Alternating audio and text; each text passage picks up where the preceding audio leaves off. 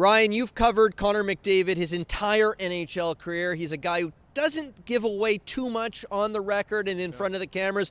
What did you think of him penning this first-person Players Tribune essay on the eve of his first Olympic Games? Yeah, bearing his soul, very revealing, Mark. And I think under the bright lights of the television cameras and in the scrums, it's probably hard for someone like McDavid to do that. But in his own words, he kind of confirmed what I think a lot of people suspected about him. Singularly focused, desperate to win. That's all that's on his mind. He was very revealing. Said, I don't want to play golf. I don't want to go to the Bahamas. I don't want to sit by the pool. I want to win. And if that makes me a hockey robot, so be it. I think we've all suspected this of him. Really something to hear him describe it in detail in his own words. And so he brings that attitude here into his first Olympic Games. He's been waiting his entire life for this opportunity. And he said, I just want to win again. The Four Nations was a big deal for Connor McDavid. You know, the world stage, and he came up with a huge moment.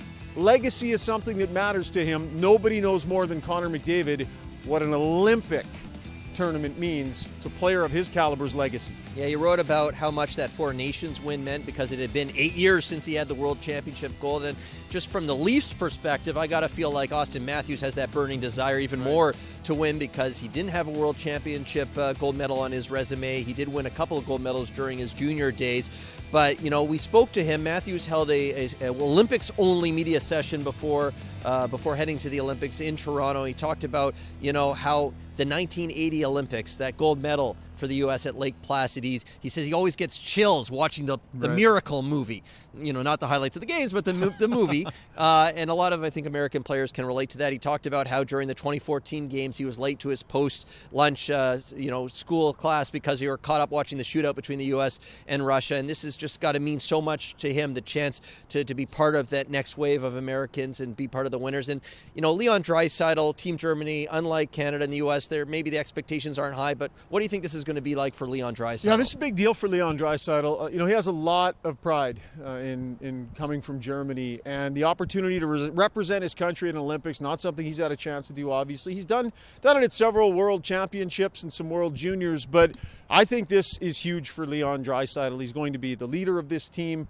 They're going to be scrappy. I mean, Moritz Seider, J.J. Peterka, Tim Stützle, they're going to be scrappy. And I think the idea is to come in here and surprise some people. And I think if Leon Draisaitl can lead this team and they can come in here and be scrappy and be punchy, maybe create an upset here or there, you never know what can happen. They're pretty realistic, Mark, about their overall chances to come out of here with a gold medal. But you know in the back of their minds they're thinking, let's get in there and do some damage. Draisaitl, like McDavid, also desperate to win. William Nylander also going to play a big part for Team Sweden at this tournament. Yeah, it's hard to imagine Sweden winning the gold medal if William Nylander isn't their best player, maybe the best player in this tournament. He's certainly capable of it. He's missed a lot of time this season due to this groin injury that it feels like it's been bugging him forever. Seems to be over that now. He was the best player on the ice last night in Calgary. 3-point effort for him, and they need him to be at his best. His dad played at the Olympic Games. I got to think this is just something super special for this guy. He never hesitates to go overseas and play at the World Championships. He's been the MVP